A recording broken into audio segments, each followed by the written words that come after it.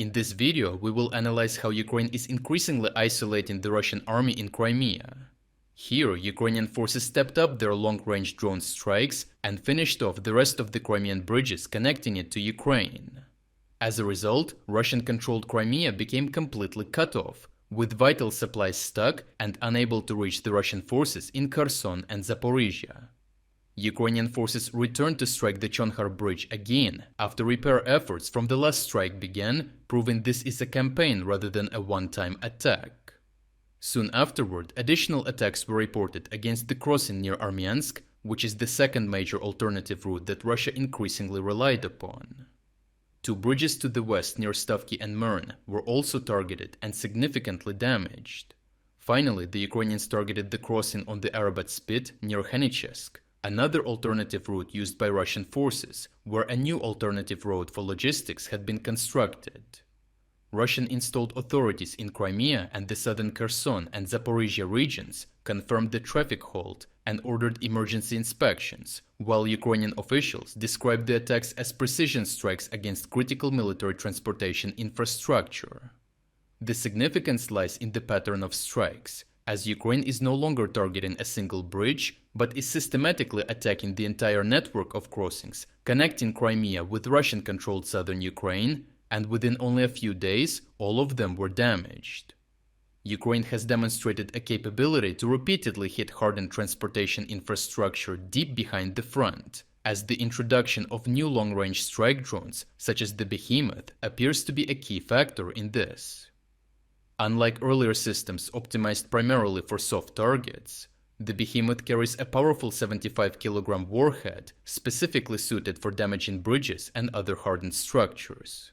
With a range of up to 300 kilometers and low-altitude flight profiles, it gives Ukraine a scalable and cost-effective way to continuously pressure critical logistics infrastructure without relying on expensive and limited Western missile inventories like the Storm Shadow.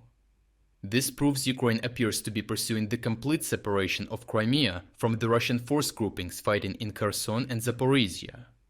It's important to note that while the Kerch Bridge itself has not yet been targeted by the renewed strikes, the Ukrainians are destroying the roads that allow supplies arriving in Crimea to continue north toward the battlefield. As they only have value if they reach the Russian combat units, striking the lesser defended northern bridges of Crimea is a better first step than attempting a low success probability strike against the heavily defended Kerch Bridge. Russia may still transport fuel, ammunition and reinforcements across the Kerch Bridge into Crimea, but as the exits from it are blocked, those supplies begin accumulating inside the peninsula rather than supporting frontline operations. The impact of the Ukrainian campaign is already measurable, as Russian cargo traffic along the main southern logistics corridor already fell by approximately 71% over the last 2 weeks of striking Russian logistics movements in the south, dropping from around 3,800 vehicles per day to roughly 1,100. The initial Russian tactic to mitigate the risks by increasingly forcing convoys onto secondary and roundabout roads through Crimea has been quickly proven useless, as Ukraine managed to target and damage all of them. Military analysts note that even a reduction of logistics throughput by half would significantly slow Russian offensive operations, delay ammunition deliveries, reduce fuel availability, and complicate troop rotations. However, the Ukrainians are already achieving a far more complete disruption with even greater consequences, as tens of thousands of Russian troops in southern Ukraine depend on the Crimea-Kherson-Zaporizhia corridor to sustain their fighting ability. If supplies moving through Crimea cannot reliably move north, Russian units will face even more growing shortages, increased rationing, and declining operational flexibility. This would gradually reduce their ability to sustain combat operations entirely, forcing commanders to prioritize certain sectors while limiting activity in others due to shortages of fuel, ammunition, spare parts, and engineering resources. Russian forces are rapidly losing the ability to reinforce threatened areas with each day that passes, and with each new Ukrainian strike on their transport network, steadily eroding their combat effectiveness across the entire southern front. Overall, Ukraine has demonstrated remarkable effectiveness by damaging multiple Crimean crossings within days and expanding its strategy of a logistics blockade. While Russian authorities attempt repairs and explore temporary alternatives, Ukrainian forces have proved their ability to continuously monitor, revisit, and strike critical transportation routes across southern territory. As Ukraine continues expanding its growing fleet of middle-strike drones, Russian forces in southern Ukraine find themselves operating under an increasingly restrictive logistical regimen, with the Ukrainians turning Crimea into a growing trap. To watch uncensored combat footage that we used in this report, check out our interactive news map.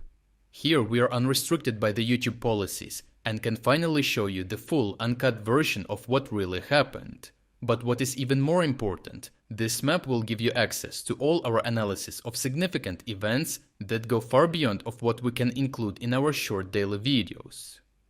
Finally, we are officially releasing the second generation of our interactive map. What you are seeing on your screen right now is a significantly enhanced and far more powerful version of the map that has even more advanced features and news analytics tools. To celebrate the launch of the new map, we are also launching a 50% sale on all subscription plans. Starting from just $4.99, you will not only gain premium access to the map, but you will also unlock all our exclusive strategic updates, frontline overviews, and strategic geopolitics videos. So check out the link in the description to become an exclusive member of our community. I truly appreciate everyone who stepped up to join us. Your support means the world to us.